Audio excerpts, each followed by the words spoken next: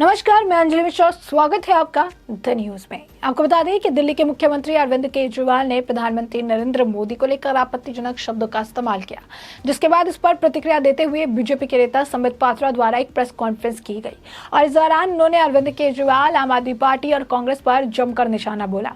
क्या कुछ कहा संबित पात्रा ने, यहाँ सुनिए। आज बहुत तकलीफ के साथ, बहुत ही कष्ट के साथ ये कहना पड़ रहा है कि दिल्ली के मुख्यमंत्री अरविंद केजरीवाल जी ने प्रधानमंत्री माननीय श्री नरेंद्र मोदी जी के लिए आज सदन के अंदर जिस प्रकार के भाषा का प्रयोग किया है, वह दिखाता है कि अरविंद केजरीवाल जी और उनके पार्टी के ऊपर जब भ्रष्टाचार को लेकर प्रहार हो रहा है तो उनके अंदर किस प्रकार का एक फ्रस्ट्रेशन और किस प्रकार की एक बौखलाहट भरी हुई है। आज उनके भाषा के स्तर से स्पष्ट रूप से बौखलाहट झलक रही थी। मित्रों, ये वही पार्टी है, आम आदमी पार्टी, जो कहती थी कि हम भ्रष्टाचार के खिलाफ लड़ने आए, जो जनता से कहती थी कि जब तक भ्रष्टाचार खत्म नहीं होगा तब तक हम लड़ते रहेंगे। हम सत्ता के लिए नहीं आए, सत्ता हमें नहीं चाहिए, हमें राजनीति नहीं करनी है। हम बच्चों की कसम खाते हैं कि हम भ्रष्टाचार के खिलाफ लड़ेंगे। ये वही पार्टी है और ये वही व्यक्ति है जिसका नाम अरविंद केजरीवाल है, जो अपनी बच्चों की झूठी कसम खाकर भी कांग्रेस पार्टी के साथ मिलकर सत्ता के कारण उनके साथ गठबंधन कर सकती है। आप सोच के देखिए, इनके एक एक करके मंत्रियों का विकेट गिरते जा रहा है और केवल भ्रष्टाचार के कारण गिर रहा है। चाहे इनके पूर्व कानून मंत्री हो, जिनके लिए तोमर जी के लिए इन्होंने कहा था कि बिल्कुल इनकी डिग्री ठीक है। मोदी जी और हमारी जो पार्टी है वो झूठ बोल रही है इनके मंत्रियों के लिए।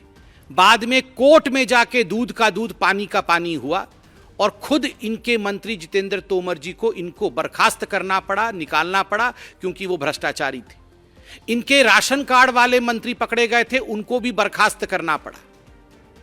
दो इनके मंत्री आज सलाखों के पीछे बंद हैं, कोर्ट से बेल तक नहीं मिल रहा है। और आज अरविंद केजरीवाल जी कह रहे हैं पैसे का हवस, भ्रष्टाचार का हवस किसको है, ये आज पूरी हिंदुस्तान देख रही है। तो जैसा कि आपने सुना कि संबित पात्रा ने कहा कि ये वही पार्टी है, आम आदमी पार्टी, जो कहती थी कि हम भ्रष्टाचार से लड़ने आए हैं, जो जनता से कहती थी कि जब तक भ्रष्टाचार खत्म नहीं होगा, जब तक जो है भ्रष्टाचारी खत्म नहीं होंगे, हम लड़ते रहेंगे। हम सत्ता के लिए नहीं आए, हम राजनीति नहीं करनी है, हम राजनीति करने के लिए नहीं आए हैं। हम बच्चों की कसम खाते हैं कि हम भ्रष्टाचार के खिलाफ लड़ेंगे।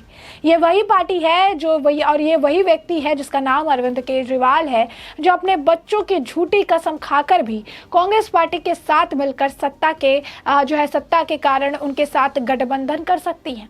आप सोच कर देखिए, इनमें एक मंत्री है जिसका विकेट जो है एक के बाद एक मंत्री का विकेट गिरता जा रहा है, केवल भ्रष्टाचार के कारण जेल हुआ है। चाहे इनके पूर्व कानून मंत्री हो, जिनके लिए जो है तोमर जी के लिए इन्होंने कहा था कि डिग्री एकदम ठीक है, मोदी जी और हमारी पार्टी जो है वो झूठ बोल रही है। बाद में कोर्ट में जाकर दूध का दूध और पानी का पानी हो जाता है और खुद इनके मंत्री जितेंद्र तोमर जी को इन्हें बर्खास्त करना पड़ता है क्योंकि वो भ्रष्टाचारी थे। इनके राशन कार्ड वाले मंत्री पकड़े गए, उनको भी बर्खास्त करना पड़ा। दो इनके मंत्री आज सलाखों के पीछे हैं, कोर्ट से बेल तक नहीं मिल रही है। और आजकल अरविंद केजरीवाल जी जो है कह रहे हैं कि पैसे की हवस, भ्रष्टाचार पर चुप किसको है। आज पूरी हिंदुस्तान देख रही है कि किस प्रकार से एक शिक्षा मंत्री शराब के घोटाले में पकड़ा जाता है। जेल के अंदर एक मंत्री आम आदमी पार्टी का है, मंत्री होते हुए जेल के अंदर मसाज होता है, खाने की स्पेशल अरेंजमेंट जो है की जाती है। भ्रष्टाचार में वो लिप्त है, उसके बाद भी अब पार्टी जो है उन्हें पूरा सहयोग दे रही है। प्रधानमंत्री नरेंद्र मोदी के लिए इस प्रकार की भाषा अरविंद केजरीवाल जी प्रयोग कर सकते हैं। पहले भी केजरीवाल जी ने पीएम मोदी के लिए साइकोपाथ और कावर्ड जैसे घिनौने शब्दों का प्रयोग किया था। जनता ने सबक सिखाया, जनता जनार्दन ने इनकी जमानत जब्त करवा दी। सर्जिकल स्ट्राइक पर भी सवालिया निशान लगाने का काम केजरीवाल ने किया। उसका नतीजा केजरीवाल को पूरे भारतवर्ष में भुगतना पड़ा।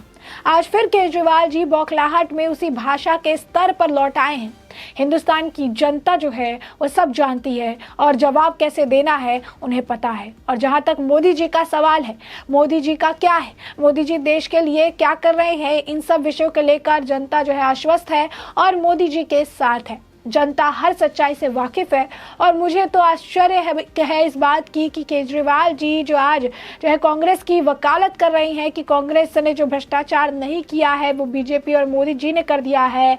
ये जो कवर फायर देने का काम कांग्रेस पार्टी को केजरीवाल जी कर रही हैं, इसके पीछे का एक ही कारण है और वो कारण है कि यह दोनों कांग्रेस और आम आदमी पार्टी एक ही ताली के छट्टे बट्टे हैं जिन्हें भ्रष्टाचार कर रहे हैं और भ्रष्टाचार को लेकर इनके बीच में कंपटीशन है कि इनसे ज़्यादा भ्रष्टाचार कौन कर सकता है। ये वही आम आदमी पार्टी है जो केजरीवाल जो है सूटकेस लेकर चलते थे और कहते थे कि इसके अंदर सारे नेताओं की पोल पट्टी बंद है, मैं खोल दूंगा तो देश के सारे नेता जेल चले जाएंगे, एक एक कांग्रेसी जेल चला जाएगा। और आज इतनी सालों बाद एक आप कह सकते हैं, उन्होंने कहा कि नेता के खिलाफ सबूत देना तो दूर की बात है, कांग्रेस के साथ उनके नेताओं के साथ खड़े होकर उनके पक्ष में बोलने का काम केजरीवाल जी कर रहे हैं।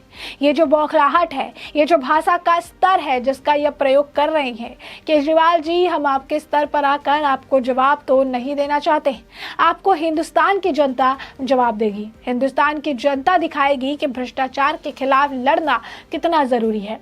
आप कहते थे कि भ्रष्टाचार के खिलाफ सबको एकजुट हो जाना चाहिए, लेकिन आज आप ही गाली देते हुए प्रधानमंत्री नरेंद्र मोदी को संबोधित कर रहे हैं। वही प्रधानमंत्री जिसने प्रतिज्ञा ली है कि न खाऊंगा न खाने दूंगा और जो खाएंगे उसे चैन से सोने नहीं दूंगा। इतनी गाली के अलावा मुझे लगता है कि आपको अपने ऊपर, अपने मंत्रियों के ऊपर अंकुश लगाना चाहिए कि आप भ्रष्टाचार के दायरे से बाहर आकर विकास के लिए कुछ काम कर सकें। बता दें आपको कि केजरीवाल जी ने कहा था कि जनता जीएसटी देती है और वो पैसा पीएम मोदी के पास जाता है। कांग्रेस जितना 75 साल में नहीं लूट पाई उससे ज्यादा बीजेपी ने 7 साल में लूट लिया। हमेशा दिमाग अदानी का होता है और पैसा पीएम मोदी का। विधानसभा में संबोधित करते हुए सीएम केजरीवाल ने कहा, जिस दिन अदानी दुनिया का दूसरा सबसे आदमी बना उस दिन पीएम मोदी दुनिया के दूसरे सबसे अमीर शख्स बन गए।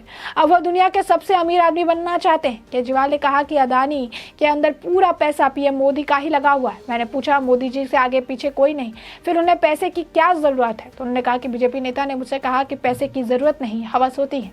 जिस दिन अदानी दुनिया का दूसरा नंबर का अमीर बना उसी दिन अदानी नहीं, मोदी जी दुनिया के सबसे रिचेस्ट आदमी, सबसे अमीर आदमी बने थे। केजरीवाल ने आगे कहा कि प्रधानमंत्री ने श्रीलंका के राष्ट्रपति राजापक्षे से मुलाकात की और जबरदस्ती करके अदानी को विंड प्रोजेक्ट दिलवा दिया।